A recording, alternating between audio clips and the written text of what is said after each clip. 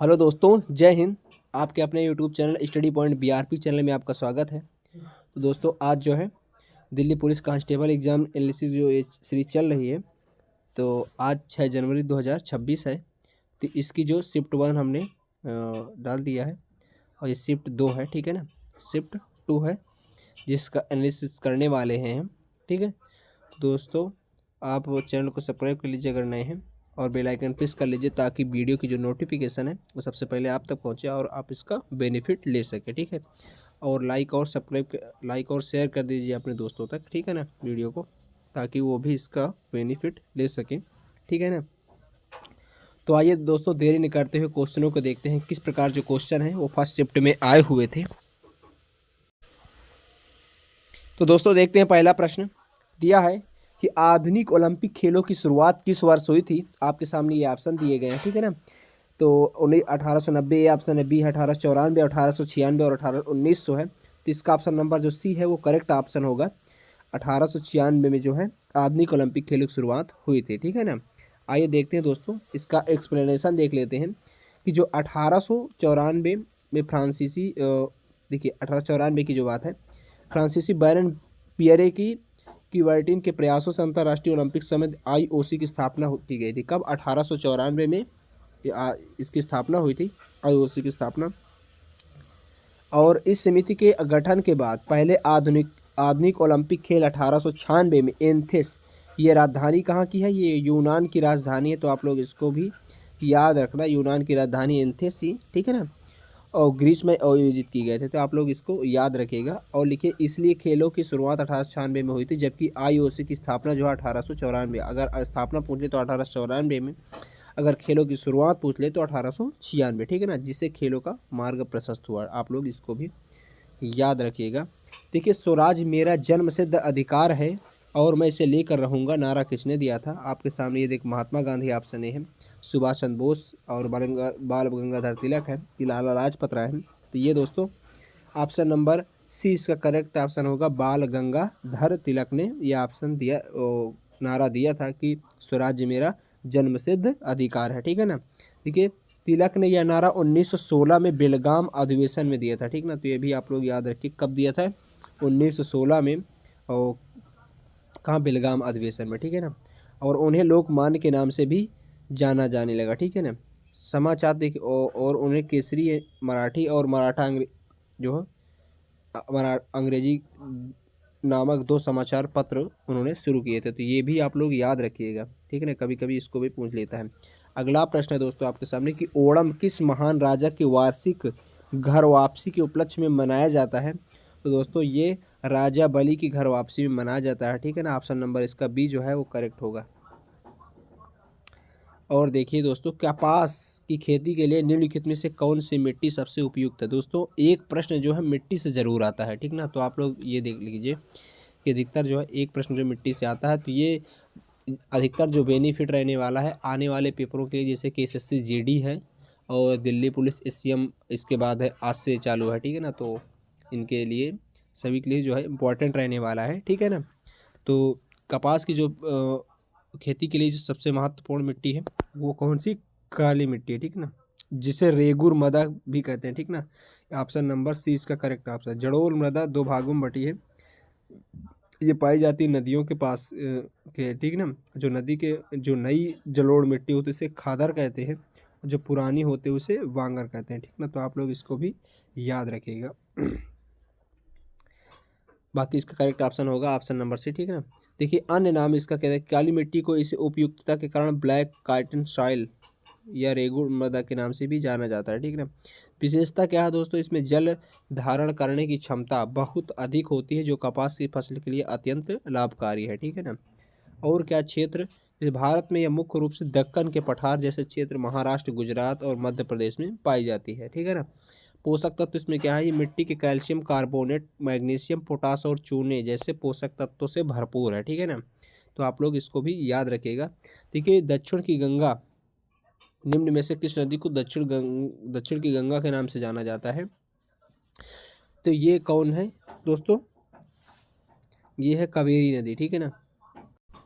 तो दोस्तों ये कावेरी होगा। देखिए अगर धार्मिक हिसाब से देखें तो कावेरी नदी को दक्षिण की गंगा कहा जाता है, लेकिन अगर लंबाई के हिसाब से देखते हैं, ठीक है ना, लंबाई के हिसाब से तो वो कौन सा है, ये गोदावरी नदी, ठीक है ना। अगर ऑप्शन में, हालांकि ऑप्शन क्योंकि बनाया गया है तो ऑप्शन में अगर कावेरी है तो धार्मिक हिसाब से होगा ये लंबाई के हिसाब से, क्योंकि दक्षिण भारत की सबसे लंबी नदी गोदावरी है, ठीक है ना। तो आप लोग इसको याद रखिएगा। देखिए दक्षिण भारत, इसे दक्षिण भारत की जीवन रेखा और दक्षिण गंगा कहा जाता है, क्योंकि इसका धार्मिक और सांस्कृतिक महत्व उत्तर भारत की गंगा नदी के समान है और यह अपने पवित्र अनुष्ठानों के लिए पूजनीय भी है, ठीक है ना। तो आप लोग इसको याद रखिएगा।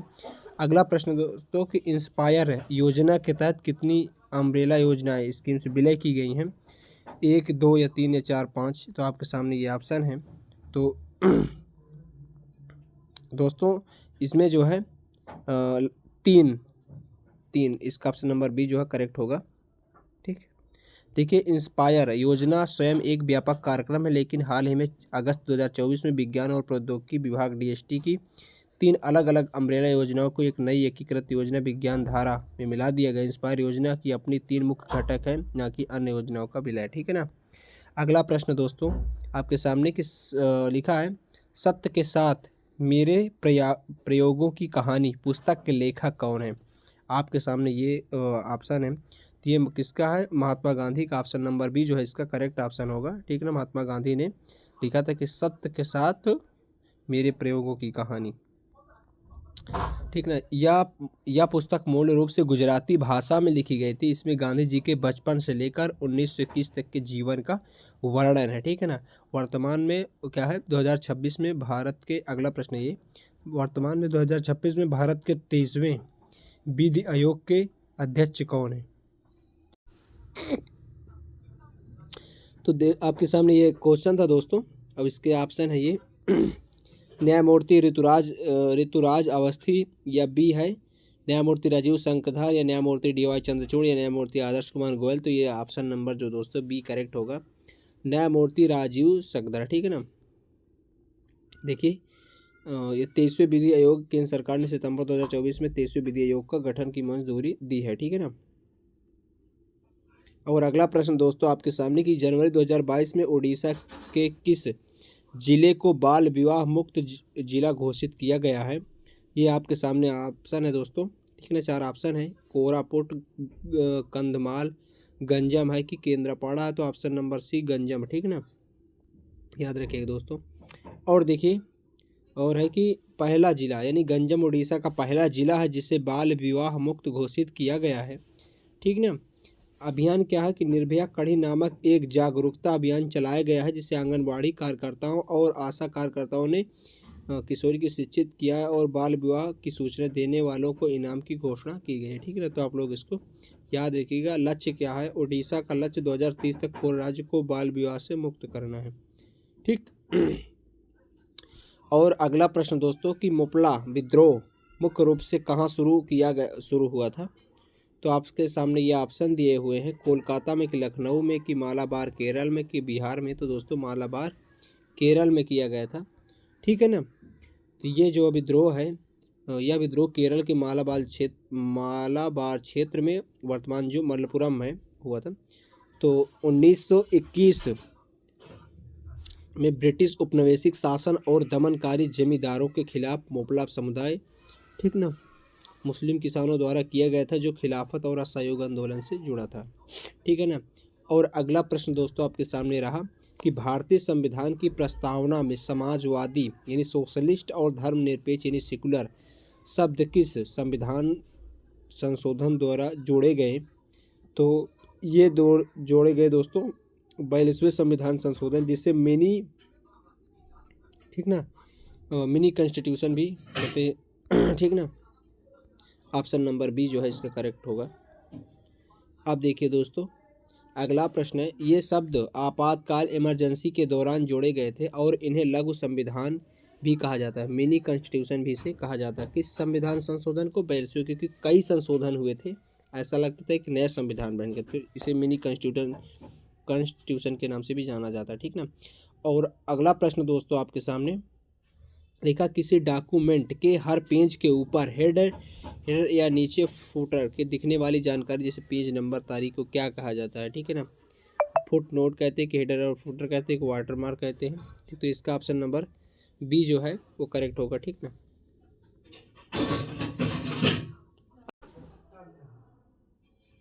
स्पष्टीकरण है कि हेडर जो है ये पेज के सबसे ऊपरी हिस्से में दिखाई देता है, फटर जो है पेज के फुटर जो है पेज के सबसे निचले हिस्से में दिखाई देता है, ठीक ना। और अगला प्रश्न दोस्तों कि वह कौन सा वर्ड प्रोसेसिंग सॉफ्टवेयर है जिसका उपयोग मुख्य रूप से दस्तावेज जैसे पत्र, रिपोर्ट, बायोडाटा बनाने में संपादित करने और उन्हें फॉर्मेट करने के लिए किया जाता है। ये आपके दोस्तों सामने ऑप्शन थे, इसका ऑप्शन नंबर सी जो है वो करेक्ट होगा, MS वर्ड, ठीक ना, माइक्रोसॉफ्ट वर्ड, ठीक ना। और अगला प्रश्न दोस्तों कि धौलपुर करौली वन्यजीव अभयारण्य जिसे भारत के 54वें बाघ अभयारण्य यानी टाइगर रिजर्व के रूप में घोषित किया गया है, किस राज्य में स्थित है। ये आपके सामने ऑप्शन है, मध्य प्रदेश में है कि उत्तर प्रदेश में कि राजस्थान में कि गुजरात में। तो दोस्तों कहाँ है, राजस्थान में, ठीक है ना। तो आप लोग इसको याद रखिएगा, ठीक है ना। देखिए अगस्त 2023 में राष्ट्रीय बाघ संरक्षण प्राधिकरण NTCA ने इसे मंजूरी दी थी। वह राजस्थान का क्या होगा, 54वां बाघ अभ्यारण्य होगा, ठीक है। यहाँ पर 5वां नहीं 54वां, ठीक है। देखिए और बाकी क्या है कि राजस्थान के अन्य बाघ अभ्यारण्य जैसे रणथंभौर है, सरिस्का, मुकुंदरा हिल्स, ठीक, रामगढ़, बिसाहरी, ठीक। आप लोग इसको याद रखिएगा। अगला प्रश्न दोस्तों, पंडित रविशंकर का संबंध किस वाद्य यंत्र से है। तो अगला प्रश्न दोस्तों, अब ये पंडित रविशंकर संबंध किस वाद्य यंत्र से है, तो सितार से, ठीक है ना। तो किससे है दोस्तों, ये सितार से है, ठीक ना। पंडित रविशंकर का संबंध किससे, सितार से है, ठीक ना। और इन्हें भारत रत्न भी मिला था, ठीक ना। तो आप लोग इसको भी याद रखिए। देखिए पंडित रविशंकर जो दुनिया के सबसे प्रसिद्ध सितार वादक थे, ठीक ना। उन्हें 1999 में भारत के सर्वोच्च नागरिकता सम्मान भारत रत्न से नवाजा गया था। वे भारतीय शास्त्रीय संगीत के पश्चिम दुनिया में लोकप्रिय बनाने के लिए जाने जाते हैं, ठीक ना। और अगला प्रश्न दोस्तों आपके सामने कि एक मानक फील्ड हॉकी मैच में कितने क्वार्टर होते हैं और प्रत्येक की अवधि क्या होती है, ठीक ना। आपके सामने ये ऑप्शन दिए गए होते कि 2 क्वार्टर 30 मिनट के, 3 क्वार्टर 20-20 मिनट के, या 4 क्वार्टर 15-15 मिनट के, 4 क्वार्टर 20-20 मिनट के। तो इसका ऑप्शन नंबर जो सी है दोस्तों करेक्ट होगा, 4 क्वार्टर 15-15 मिनट के होते हैं, ठीक है ना। 4 क्वार्टर 15-15 मिनट के होते हैं क्योंकि अंतर्राष्ट्रीय हॉकी महासंघ FIH नियमों के अनुसार मैच कुल 60 मिनट का होता है और इसे 15-15 मिनट के 4 क्वार्टरों में खेला जाता है, जिसके बीच छोटे ब्रेक भी होते हैं, छोटे ब्रेक होते हैं, ठीक ना। अब देखिए भारत सरकार के नागरिक उड्डयन काल मंत्रालय यानी मिनिस्ट्री ऑफ सिविल एविएशन के वर्तमान सचिव कौन है। तो ये दोस्तों कौन है, श्री ओमोल नाम, ठीक ना। ऑप्शन नंबर बी जो इसका करेक्ट होगा, ठीक ना। देखिए दोस्तों कि श्री ओमोलू, ठीक ना, ओम लुनमंग जो है वह ओवल नाम जो ने 31 अगस्त 2023 की सेवानिवृत्त हुए श्री राजीव बंसल के स्थान पर नागरिक उड्डयन मंत्रालय के सचिव का पदभार संभाला। अगला प्रश्न दोस्तों कि टोडा जनजाति, टोडा जो जनजाति है वो तमिलनाडु जो है मुख्य रूप से किसकी पूजा करती है। आपके सामने ये ऑप्शन है, गाय की करती है, भैंस की, बाघ की, घोड़ा की। तो दोस्तों भैंस की करती है, ऑप्शन नंबर बी जो इसका करेक्ट होगा। और देखिए फैक्ट देख लीजिए क्यों, ऐसी भी एक जनजाति है जो भैंस की भी पूजा करती है, ठीक ना। देखिए पवित्र पशु, टोडा जब समुदाय भैंस को अत्यंत पवित्र मानता है और उनके मंदिर अक्सर डेयरी दुग्धशाला के आकार के होते हैं जहाँ केवल पुजारी ही प्रवेश कर सकता है, ठीक है ना। प्रमुख देवी देवता ये मुख्य रूप से गॉड से तरकेजी और उनके भाई लॉर्ड अमोदर की पूजा करते हैं, ठीक ना। अगला प्रश्न दोस्तों, तालीकोटा के युद्ध के परिणाम स्वरूप किस साम्राज्य का अंत हुआ। तो दोस्तों विजयनगर साम्राज्य का अंत हुआ, ठीक है ना। तो आप लोग इसको याद रखेंगे। ये कब हुआ, 1565 में, ठीक है ना। तालीकोट के 1565 विजयनगर साम्राज्य और दक्कन सल्तनती के गठबंधन के बीच लड़ा गया था, जिसमें विजयनगर साम्राज्य के निर्णायक हार मिली और उसके पतन की शुरुआत हुई, जिससे हम्पी की राजधानी का विनाश हो गया, ठीक है ना। अगला प्रश्न दोस्तों, भारतीय राष्ट्रीय कांग्रेस का पहला विभाजन किस वर्ष हुआ। दोस्तों ये कब हुआ, तो ये दोस्तों कब हुआ, 1907 में, ठीक ना। बंगाल विभाजन कब हुआ, 1905 में, ठीक ना। तो ये अब ये नहीं समझने कि ठीक ना, तो ठीक है। इन्हीं बार राष्ट्रीय कांग्रेस के लिए दो धड़ हुए, एक गरम दल जिसे आप लोग जानते हैं, एक गरम दल और एक नरम दल, ठीक ना, नरम दल। अब देखिए, यह विभाजन सूरत अधिवेशन में नरम दल और गरम दल के बीच हुआ था, ठीक ना।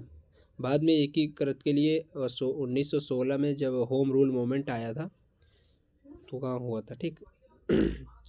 देखिए, उपन्यास द हंग्री टाइड उपन्यास के लेखक कौन है, तो वो कौन थे दोस्तों, आप अमिताव घोष है, ठीक ना, Amitav Ghosh. Option number B correct है इसका।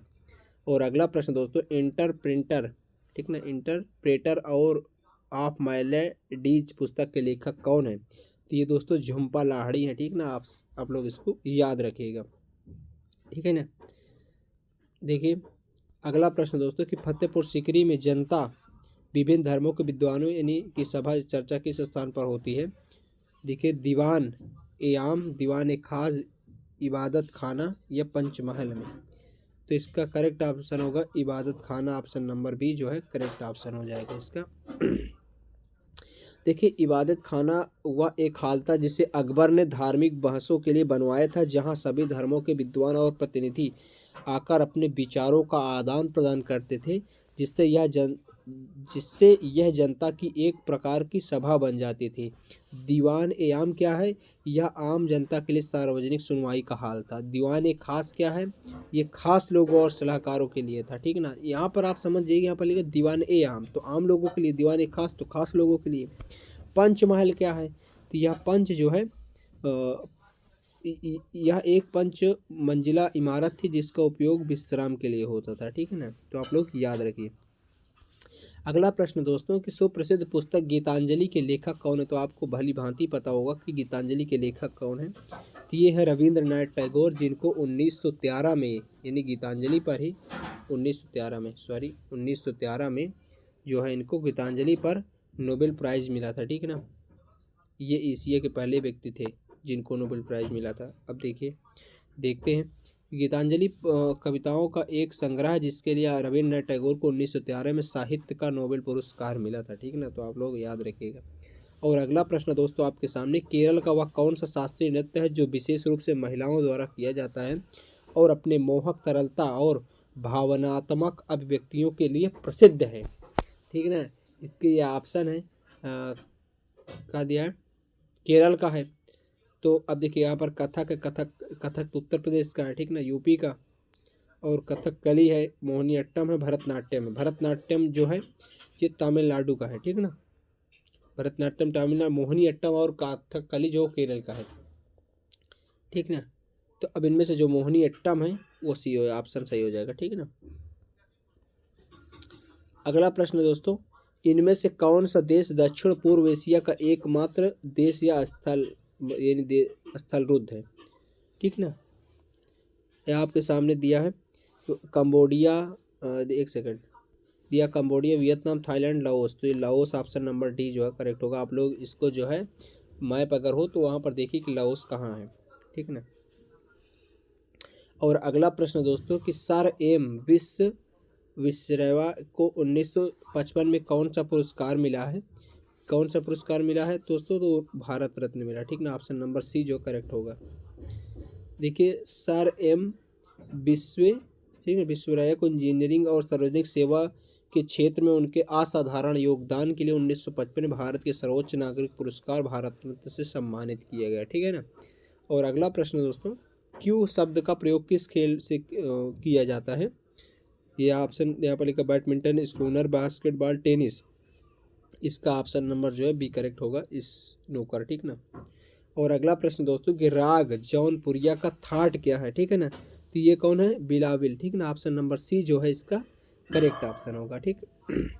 और अगला प्रश्न दोस्तों, अगला प्रश्न क्या, इसका स्पष्टीकरण यानी एक्सप्लेनेशन है कि जौनपुरिया राग बिलावल थाट का राग है जहाँ सभी स्वर यानी खड़, ऋषभ, गंधार और ये सब जो है ऋषभ, मध्यम, पंचम, धैवत, निषाद और प्रशुद्ध, ठीक है ना, रूप में प्रयोग होते हैं। और यह राग अपनी गंभीरता और भावनात्मक गहराई के लिए जाना जाता है, ठीक ना। अगला प्रश्न दोस्तों कि भारत सरकार की किस योजना के तहत जनजातीय क्षेत्रों में पर्यटन और आजीविका को बढ़ावा देने के लिए जनजातीय होमस्टे विकसित किए जा रहे हैं? तो कौन है दोस्तों? स्वदेश दर्शन योजना, ठीक ना, ऑप्शन नंबर बी जो इसका करेक्ट होगा। देखिए इसका मुख्य उद्देश्य क्या है? जनजातीय क्षेत्र में अस्थायी और जिम्मेदार पर्यटन विकसित करना, ठीक। आओ और अगला प्रश्न है, नहीं, अगला प्रश्न है कि ऐतिहासिक रूप से पौन ठीक है ना, पेंटक रोड, जीटी रोड, ठीक है, किन दो सुदूर स्थानों को जोड़ती है? आपके सामने ये ऑप्शन दिए हुए, दिल्ली और लाहौर को, सोनार गांव और पेशावर को, कोलकाता अमृतसर को, पटना और मुल्तान को। तो ऑप्शन नंबर इसका बी करेक्ट होगा, ठीक ना, सोनार गांव और बांग्लादेश को, ये ठीक ना, ये मतलब सोनार गांव जो बंगाल में और पेशावर, ठीक ना। अब देखिए अगला प्रश्न दोस्तों आपके सामने, एलोरा की गुफाएं मुख्य रूप से किन तीन धर्मों से संबंधित है? हाँ तो दोस्तों अगला प्रश्न है कि एलोरा गुफाएं जो है मुख्य रूप से किन तीन धर्मों से संबंधित है, ये ऑप्शन था। तो ये लिखा बौद्ध धर्म और हिंदू धर्म से, दो ही, हिंदू बौद्ध और जैन से। हाँ ये करेक्ट ऑप्शन है इसका बी जो है, हिंदू बौद्ध और जैन से, ठीक ना। तो आप लोग इसको याद रखिएगा। निम्नलिखित में से कौन सा कारक विश्व खुशहाली सूचकांक के निर्धारण में उपयोग नहीं करता है? क्या प्रति व्यक्ति घरेलू यानी सकल जीडीपी, या सोशल सपोर्ट माने सामाजिक समर्थन, या जनसंख्या वृद्धि यानी पॉपुलेशन ग्रोथ रेट, या स्वास्थ्य जीवन प्रत्याशा, ठीक। तो इसका जो करेक्ट ऑप्शन है वो होगा जनसंख्या में वृद्धि। जनसंख्या में जो वृद्धि दर ये खुशहाली पर मैटर नहीं करता है, ठीक है ना। अगला प्रश्न दोस्तों, पीडीएफ या दस्तावेज को प्रिंट या फाइनल करने से पहले कैसा दिखेगा या जांचने के लिए किस शॉर्टकट कुंजी या विकल्प का उपयोग किया जाता है? तो ये दोस्तों Ctrl+P यानी प्रिंट रिव्यू, यहाँ पर भी लिखा भी है ना प्रिंट रिव्यू के लिए। और अब देखिए दोस्तों कि 1952 में भारत सरकार द्वारा नियुक्त कैलेंडर सुधार समिति की अध्यक्षता किसने की थी? तो ये किसने की थी? मेघनाथ साहा ने, ठीक ना, ऑप्शन नंबर 20 का करेक्ट ऑप्शन होगा। देखिए 1952 में भारत सरकार द्वारा नियुक्त कैलेंडर सुधार समिति की अध्यक्षता प्रसिद्ध खगोल व भौतिकविद प्रोफेसर मेघनाथ साहा ने की थी, जिसका उद्देश्य देश के लिए एक वैज्ञानिक और एकीकृत राष्ट्रीय कैलेंडर तैयार करना था। और इस समिति ने शक सम्मत और आधारित कैलेंडर का प्रस्ताव रखा, जिसे बाद में भारत सरकार ने अपनाया था, है ना। और अगला प्रश्न दोस्तों कि 2025 है, ठीक ना, यहाँ पर 2025 क्या है, 2000 ये 25 गलत है, 2025 वो इंग्लिश वाले का है, ठीक ना। 7 सितंबर 2025 में हाँ लिखा है, क्या लिखा, 7 सितंबर 2025 में 75वीं जूनियर राष्ट्रीय बास्केटबॉल चैंपियनशिप की मेजबानी किस शहर ने की थी, ठीक है ना। आपके सामने ये ऑप्शन देहरादून, चेन्नई, लुधियाना या नई दिल्ली। तो लुधियाना, ठीक ना, ऑप्शन नंबर सी जो इसका करेक्ट होगा। देखिए यह आयोजन लुधियाना बास्केटबॉल अकादमी गुरु नानक स्टेडियम में हुआ था। और अगला प्रश्न दोस्तों कि T20 क्रिकेट में टाई होने की स्थिति में सुपर ओवर, है ना, के बाद में नतीजा न निकलने या खास परिस्थितियों में मैच का फैसला करने के लिए किस नियम को प्रयोग किया जाता है? तो ये दोस्तों सुपर ओवर का, ठीक ना, ऑप्शन नंबर सी करेक्ट होगा इसका। तो दोस्तों जो है इतने ही क्वेश्चन मिले थे, ठीक है ना। तो दोस्तों अगर नए हैं तो चैनल को सब्सक्राइब कर लीजिए और बेल आइकन प्रेस कर लीजिए, ताकि वीडियो की जो नोटिफिकेशन है वो सबसे पहले आप तक पहुंचे और आप इसका पूरा बेनिफिट ले सकें, ठीक है ना। तो मिलते हैं दोस्तों नेक्स्ट वीडियो में, तब तक के लिए जय हिंद।